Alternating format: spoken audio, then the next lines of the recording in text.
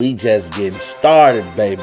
Did anybody see what Mr. Wardell Steph Curry did to the Portland Trailblazers? They were nobodies. They beat the Giants. Trash. They beat the Broncos. Trash. If you ever watched Dragon Ball Z, my man's was Super Saiyan. I couldn't wear this until we actually caught a dub. And he did all of this damage in 36 minutes. Let that sink in. They beat the Eagles, trash. The Cowboys, trash. The Bengals, trash. The Jaguars, trash. Yes, ladies and gentlemen, you heard it here on Rob's 2 Cents. My good people, hello world. Welcome back to the show that's hot with your boy Rob Scott. This is Rob's 2 Cents. What's going on, everybody? Hope everybody's having a good time so far. Hope you guys are being safe, especially my people in the Chicagoland area. As you know, man, we've been getting hit with the snow and the cold, and it's been snowing all day. So I hope you guys are being safe out there on the roads and safe during this early morning commute. Also, want to continue the theme of saying Happy Black History Month. As you know, we are still in the month of February, and I'm going to continue to celebrate my people and my culture, and as we celebrate the contributions we have made to this great nation called the United States of America. Also, I hope you guys noticed that I had a new intro, and we'll be having a new outro. That was created by my boy Big Cal Norwood. I appreciate all his work and effort he is putting into making Rob's 2 Cents a great and professional show. You guys holler at your boy Cal for any of your editing needs. My boy got you. He'll hook you up. His nickname is Frost, because that boy cold. But you know me, I'm always going to be bigging up my people. And I can't wait to see the work that me and him are going to be doing in the future. Also, too, saw a great Super Bowl game this weekend. So if you guys partied and have fun with the Super Bowl and festivities, I just hope you guys party safely. Yet, I hope you guys still had a great time, because we don't want to think about the bad times. We want to let the good times roll in. And let me tell you who let the good times roll in. Tampa Bay. Now, if it's one thing that I hope I've taught you on this show, is that you don't go against the GOAT. And while a lot of people may hate greatness, while a lot of people might hate those who are great at what they do, there is no denying that Tom Brady is the greatest of all time when it comes to the game of professional American football. Let me tell you what the Tampa Bay Buccaneers were able to do. They went into the Super Bowl as the underdogs, as the forgotten ones, and were able to defeat the defending champion Kansas City Chiefs 31-9. Let's look on the Chiefs side of the football. Patrick Mahomes went 26 of 49, threw for 270 yards, 0 touchdowns, and 2 interceptions. Yes, my good people, I did not make a mistake when I said 0 touchdowns. That was not a typo. That was not an error. That was fact. 0 touchdowns throughout the game. Travis Kelce, however, he did show up. He contributed with 10 receptions for 133 yards. Of course, no touchdowns. And Tyreek Hill had 7 receptions for 73 yards with no touchdowns. However, if we look at the reception yards that he did receive, he kind of got that in garbage time, where the game had already pretty much been decided. And we look at Tom Brady and the Buccaneers side of the ball. He was 21 of 29 for 201 yards, 3 touchdowns, 0 interceptions. I mean, Tom Brady played a perfect game. Leonard Fournette had 16 carries for 89 yards, including 1 rushing touchdown. Also had 4 receptions for 46 yards in the air.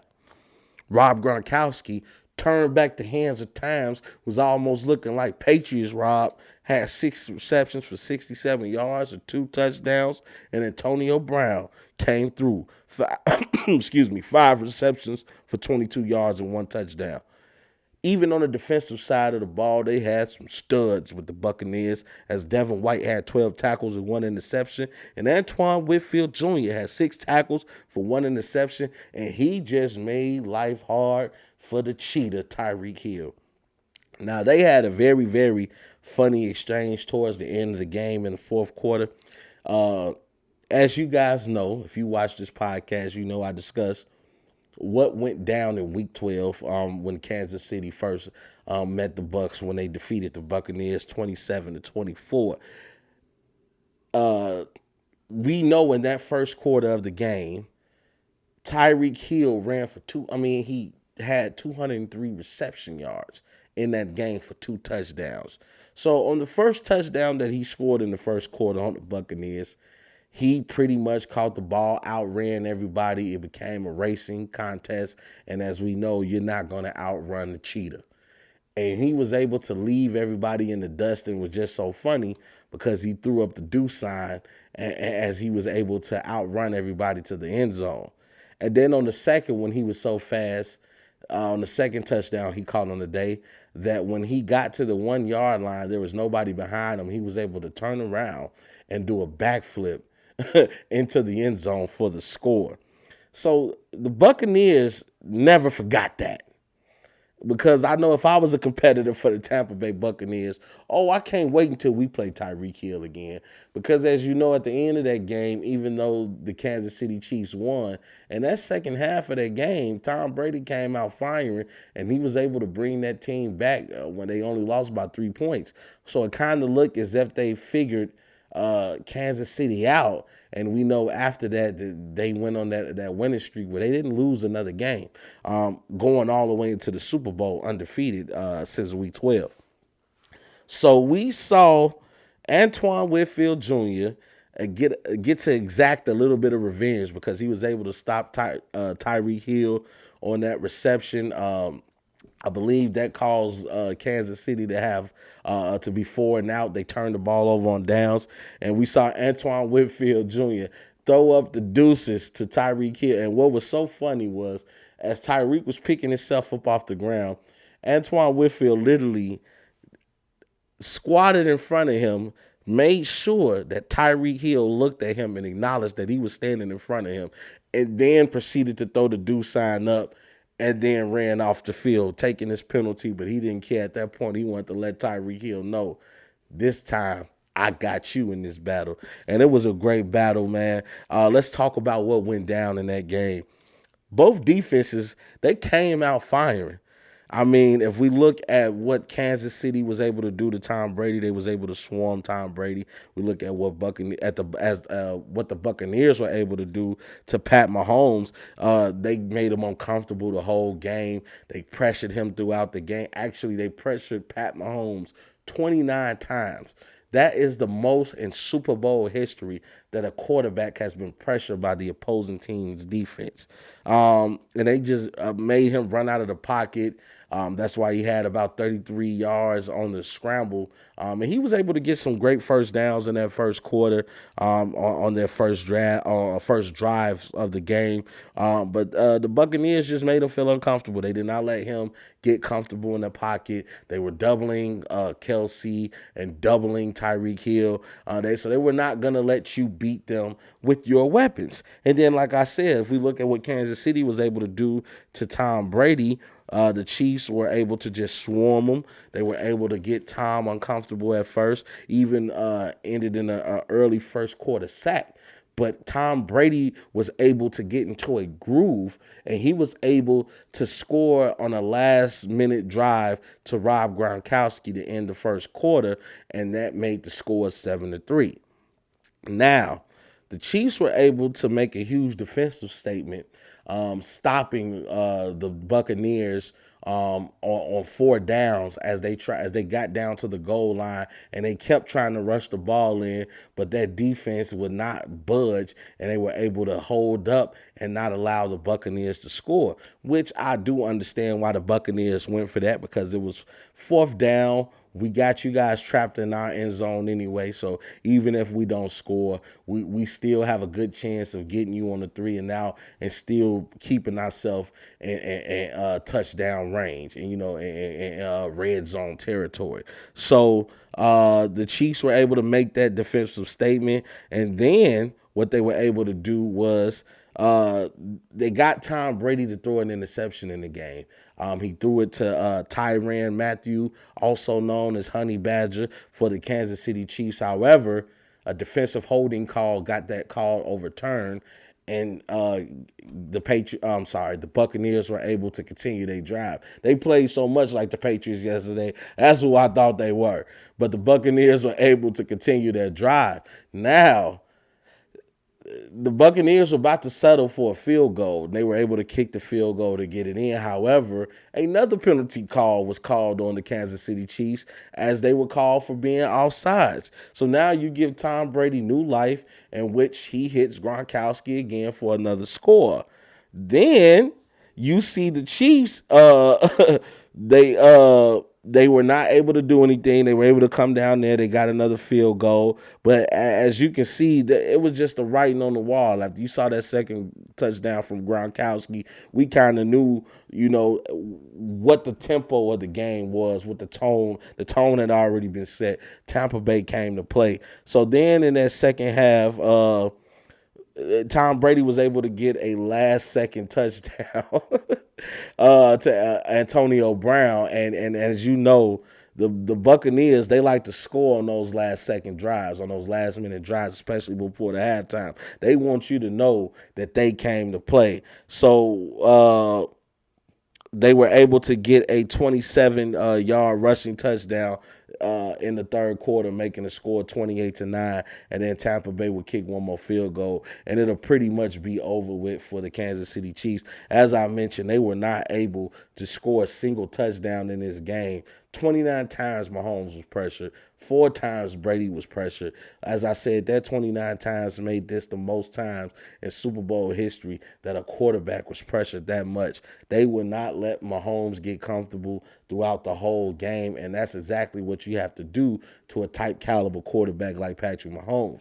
Now, what this conversation and what this game should have done was nip in the bud any conversation of who the GOAT is in professional football, because Tom Brady answered that question, because he made history Sunday night. Now, as we know, Tampa Bay became the first city to host a Super Bowl and to have its team play in that Super Bowl that is hosting, and then they went on to win that Super Bowl, having the ultimate home field advantage. Now, Brady and Gronk were able to connect twice for touchdowns in that game, and on the first touchdown, they became the best duel now in NFL Super Bowl history by having the most touchdown connections in a Super Bowl game.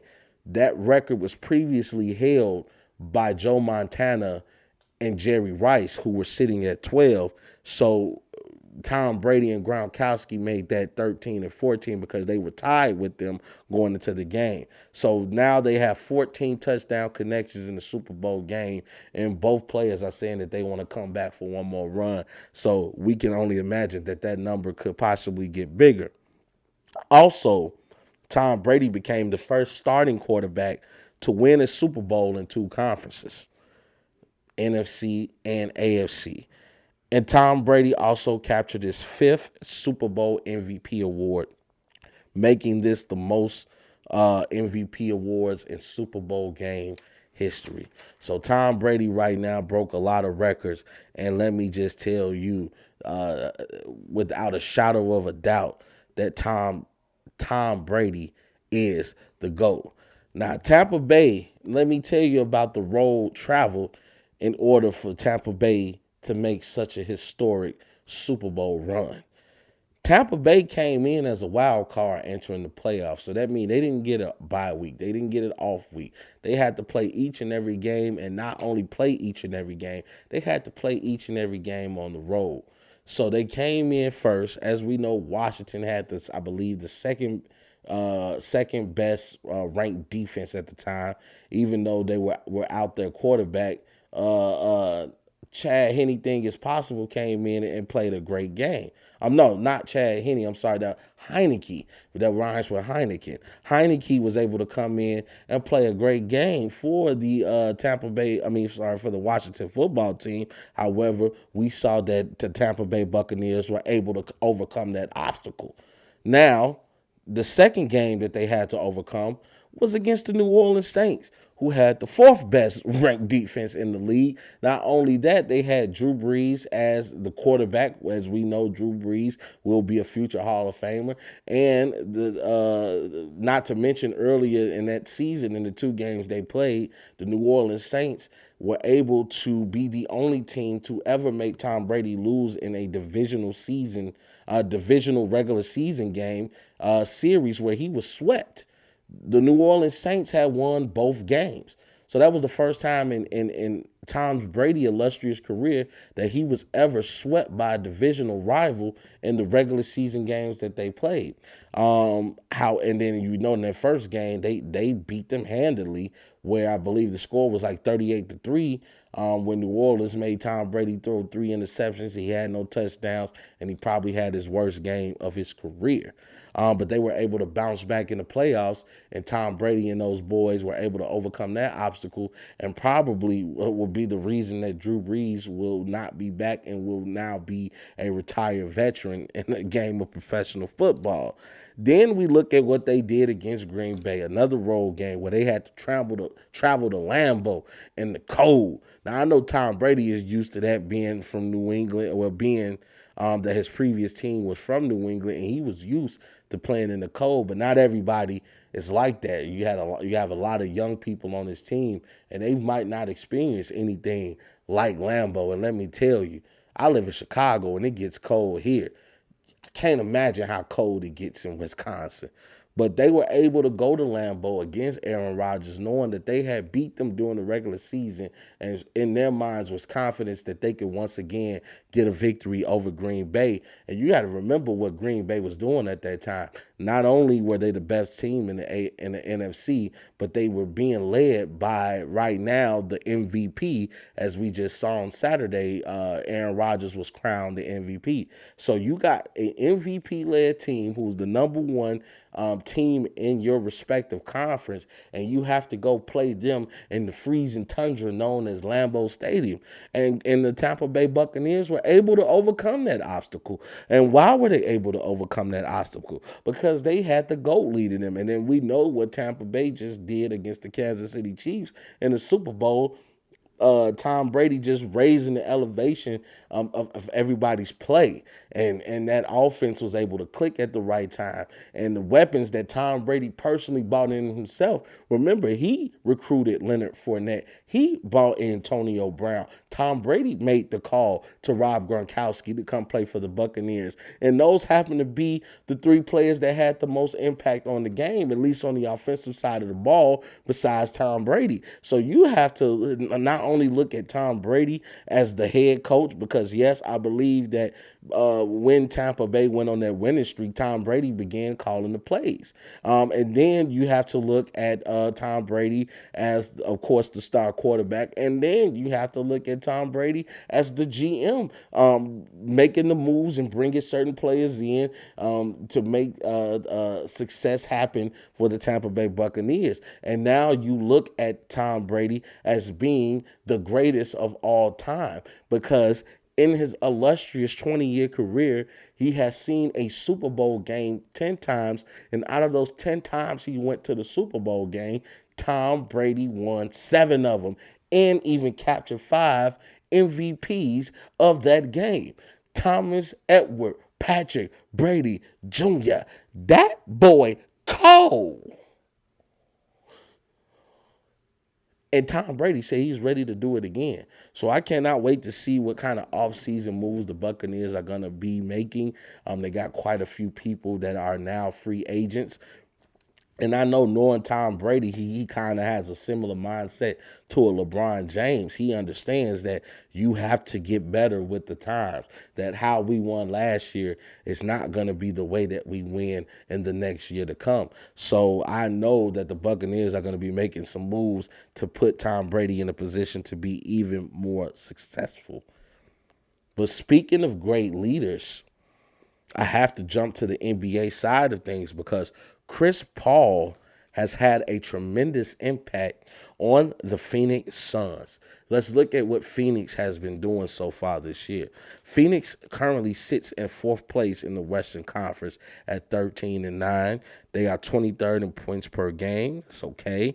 They're 13th in rebounds per game. It's not bad. Ninth in assists per game. And that could be thanks to Chris Paul, and fourth in opponents' points per game. So what they are doing, they are playing defense, which is a rarity in today's NBA, but they are making it tough on teams to score as they rank fourth in opponents' points per game. They're 4-1 in their last 5 games that they've played. They've beat Dallas twice, lost to the Pelicans, but were able to come back to beat Detroit and then also beat the Boston Celtics. Now let's look at the games that they beat Dallas. CP3 had in that first game that they beat Dallas at Dallas. CP3 had 29 points, 12 assists, 3 rebounds in the first game, and Devin Booker didn't play due to illness. But he did make his return in the second game, in which they were still at Dallas. And when he was able to return, Chris Paul still went crazy. Had 32 points, 9 rebounds, 9 assists, and 2 steals. Now, in the game that they lost against the Pelicans, however, he only had 10 points and 4 assists, but he was able to get back on track with his winning ways against Detroit with a 20.9 assists and 7 rebound performance. Now, on Sunday's win versus Boston, he had 15 points, 2 assists, and 3 rebounds, 1 steal, and 1 block. Yes, ladies and gentlemen, Chris Paul had 1 block. But Devin Booker took over the him as the floor general, dishing out 11 dimes. Now, as you see, CP3's leadership is an asset to his game, and he's able to rub off on players, whether that be his mental toughness or his regular toughness. I mean, let's look at the game that the Phoenix Suns went against the Clippers. We saw that the Clippers, when Paul George started to get a little too mouthy, man, Devin Booker came and put him in his place. We didn't see Devin Booker do that before. And not to say anything wrong with that. You know, this is a physical game. Sometimes it's going to be a little chirping, it's going to be a little talking, but it was just a refreshing feeling to see Devin Booker stand up for his team and stand up for himself. Now, we know Paul George, he got the right to talk mess. You know, even though I did a shame on you segment on Paul George, we're not going to deny the fact that PG-13 is one of the better guards in the NBA, if not in the top 5 as far as 2 guards go. But it was just good to see Devin Booker stand up for himself and give Paul George a piece of his mind. And we also see Devin Booker becoming more of a floor general, becoming more of a person who's aware of what he can do. He can do more than just score the ball. Devin Booker has the potential to be the clutch performer on his team. He could be the floor general on his team. His game is very smooth. He's very elusive with the ball. So you see Chris Paul starting to bring that out of him. I also like the toughness that's rubbing off on DeAndre Ayton, as he has times where he looks like a very dominant big man in the league. So I am very, very interested to see how this Phoenix Suns team is going to fare. Now, if we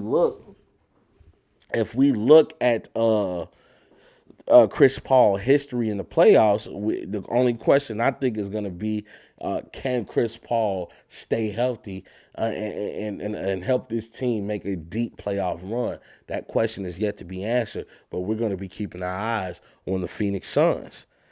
Also in the world of the NBA, we saw some great performances on Saturday night that unfortunately still resulting in losing efforts.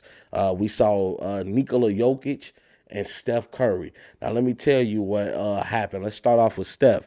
Now, on Saturday evening, the Golden State Warriors, they lost to the Dallas Mavericks in a very close game, 134 to 132. It was a very back-and-forth game. Luka and Steph was just phenomenal. But we saw Steph Curry go for 57 points, 5 assists, 2 rebounds, and 2 steals. To get his 57, he was 19 to 31 from the field, 11 from 19 from the three-point line, and 8 for 8 from the free throw line. So Steph was hot, but his team was not. And he was looking like a guy that was pretty much out there by himself. We saw the previous game that they played against Dallas that Kevin Oubre was able to give Steph a little help, but he had 40 points on that game. But clearly that was an aberration because Kelly Oubre was nowhere to be found for that game that they lost in the back-to-back effort against Dallas. Now, we do know for the Golden State Warriors that they are without Pascal, they are without Wiseman, and they are without Looney. That's three of their big men. So they are very, very little right now, and Porzingis was able to take advantage of that in the second game that they played against the Golden State Warriors. And then we saw Saturday evening, we saw the Denver Nuggets lose against the Sacramento Kings. The Kings right now on a 5-game winning streak and look to be a serious contender in the Western Conference. But we saw the Nuggets lose 119 to 114 as the Joker went for 50 points, 12 assists, 8 rebounds, 1 steal, and 3 blocks. How he got his 50, he was 20 of 33 from the field, 3 of 6 from the three-point line, and 7 of 7 from the free throw line. So we saw some great performances from those two athletes. And right now, I honestly believe that Steph Curry is making a case for MVP as he's averaging 29.6 assists and 5 rebounds on the season. Got a couple quick hits for you. We got Derrick Rose. We know he's been traded to the New York Knicks, and this will be the second stint with this New York franchise and his second stint with Tom Thibodeau as his coach. So I'm definitely interested to see how that's going to play out in New York, especially when they're able to hopefully get fans back at the Garden. Also, we saw the NFL awards happen this past Saturday evening. I'm going to just give you a quick rundown of who won what. We saw Aaron Rodgers, of course, from the Green Bay Packers, as I called it, win the season MVP award. This is the third time that he's received this prestigious award. We saw Eric Donald of the Los Angeles Rams, win the Defensive Player of the Year award. We saw Derrick Henry of the Tennessee Titans be named the Offensive Player of the Year. As we know, Derrick Henry ran for over 2,000 yards this year and also had 3 games in which he ran over 200 yards in a single game. We also saw Justin Herbert of the Los Angeles Chargers win not only the Offensive Rookie of the Year, but also won Rookie of the Year honors as well. And we saw Chase Young, that stud from the Washington football team, win Defensive Rookie of the Year. Also, they named who were going to be in the up-and-coming Hall of Fame entries. Charles Woodson, Kalvin Johnson, and Peyton Manning, who they said only took 13 seconds to decide if he was going to be a Hall of Famer first ballot, will be headlining this year's NFL Hall of Fame class. Also, we saw on Friday, Kevin Durant did not start for the Brooklyn Warriors, the Brooklyn Nets versus the Toronto Raptors due to COVID protocols. Supposedly, KD had interacted with someone. They didn't specify whether he was somebody part of the organization or if this was an associate of Kevin Durant, but clearly he interacted with somebody who later on tested positive for the COVID-19 disease. Now, the situation with that was a weird one because what happened was it was supposed to be that KD was not going to play in the game at all versus the Toronto Raptors on Friday. So what happened was that from what I'm reading and understanding, that that Kevin Durant, his test came back negative. So I was assuming that they were going to let him play. But however, whoever he interacted with, they kept saying that the tests were inconclusive. So it didn't come back to a positive rating until later that evening while he was already into the game. Now, he did not start in this game. However, he did come in the second quarter, played a little bit of the third, where he was then told to leave the game due to the fact that they found out that that person did indeed have COVID-19 and Kevin Durant had to leave. We saw him going back and forth with the NBA through various tweets, which I understand his frustration because if I've already tested positive and I've already played in this game, Just let me continue to play and do what's best for my team to help us get this W. So I believe Kevin Durant is going to have to sit out the next 3 games. He won't be back until early Friday, but hopefully we get to see him in primetime basketball this upcoming weekend as the Brooklyn Nets will be going against the Golden State Warriors. Now, as we get towards the end of my show, I want to continue to celebrate the Black History Month by giving flowers to a man that is still here with us, to the king, to the GM, as I like to call him, LeBron James. Now, we know what LeBron James has done as a player in the world of the NBA. We know that he is a 4-time champion, that he's been to the NBA Finals 10 times, 8 of those times in a row. He's a 16-time All-Star. Appearances coming up on 17 as he's celebrating 18 years in the NBA. LeBron James, we know what he's done on the court. What I want to shine light on is what he's done for my community, which when I say my community, I'm talking about my black people, and what he's done for our culture. As we know, LeBron James has opened up the avenues for many people. He's set the blueprint on how to come up together. We see what he's done with his friends. One of his friends being the owner of Clutch Sports, which is the firm that they assign agents to certain players and get them deals. Rich Paul being one of the better agents in the league, and Clutch Sports having such a powerful name and powerful presence in the world of the NBA. We know what he's done with his friend Maverick, who, the shows like The Shop, which is a great show, by the way, and his awareness that he brings to certain topics like mental health, certain topics like the black athlete. It is a beautiful thing to watch. Also, we saw what LeBron has done in the community, making the I Promise School, taking kids that have been forgotten about or might be failing in school, and what he's done is giving them a second chance on life. He's done some great things. They provide scholarships to these kids. They provide transportation, whether those be bus passes or they give you bikes and they give you helmets. It's a completely tuition-free school, and it just, you can tell that it just shined a light in LeBron's hometown of Akron. Which, even though he plays for the Los Angeles Lakers, he continues to show that city that they are his first love and that he will always have a special place in his heart for his hometown. And then also with the More Than a Vote initiative, what they were able to do,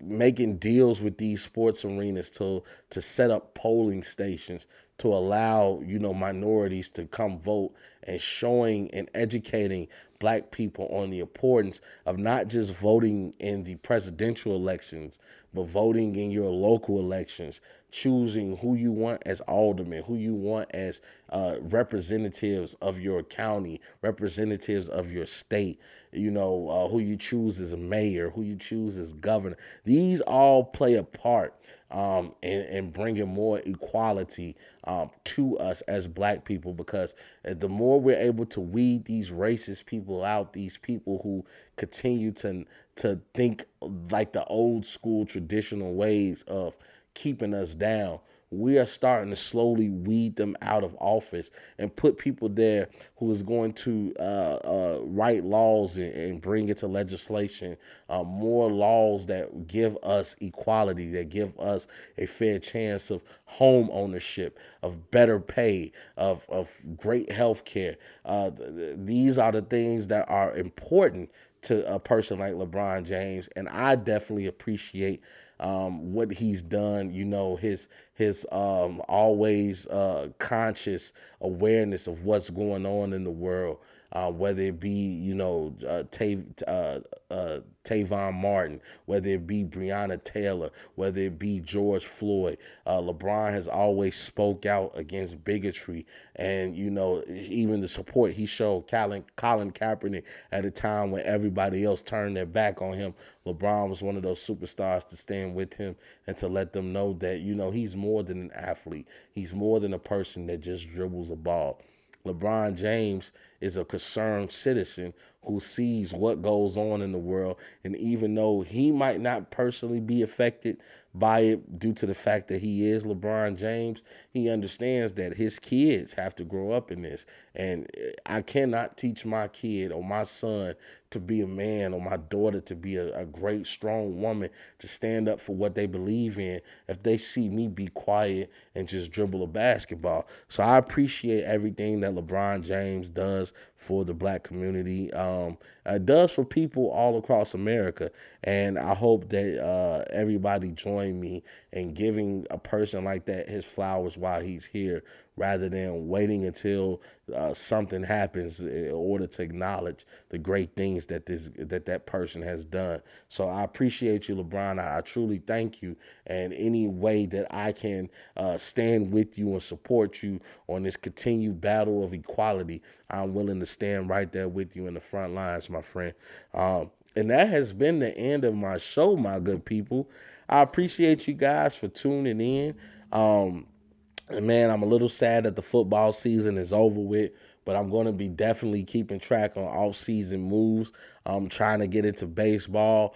You guys might hear me talk a little bit more about wrestling, as I have a little bit more time to kind of introduce you guys back into the product known as professional wrestling, with WWE, with Impact Wrestling, with AEW, with New Japan. There's just so many good things going on right now in the world of sports and entertainment. I appreciate all the love and support that you guys continue to show. I have such a great time just coming on here and conversing with my good people about sports and telling you everything that's hot in the world of sports. So I appreciate you guys so much. Hope you guys enjoyed this episode of Rob's 2 Cents. Hope you guys continue to be great. And you guys know the slogan, y'all. We gone. There's a bigger fight going on. There's a much bigger agenda than the streets.